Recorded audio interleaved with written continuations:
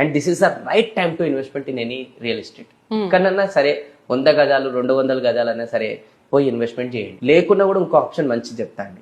ఏదైనా వెంచర్ లో మనం ఇప్పుడు ఇన్వెస్ట్మెంట్ చేయాలంటే కొన్ని వెంచర్లు టైం పీరియడ్లు పెడతాయి అనమాట. 45 days or 2 months or 3 months అని ఇట్లా పెడతాయి అనమాట. ఇప్పుడు మనం పోయి టోకన్ అమౌంట్ అనేది అలాట్మెంట్ చార్జెస్ అనేది పోయి కట్టేసినాం అనుకోండి.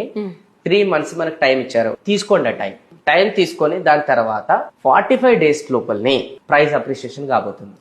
ఆ ప్రైస్ అప్రిసియేషన్ మీకు 10,000 గజం కొంటే అది కాస్త మీకు 12,000 15,000 అవుతుంది. అయ్యింది అనుకోండి, స్టేట్ అవే మీకు జస్ట్ బుకింగ్ అమౌంటే చేశారు, అప్రిసియేషన్ పెరిగిపోయింది.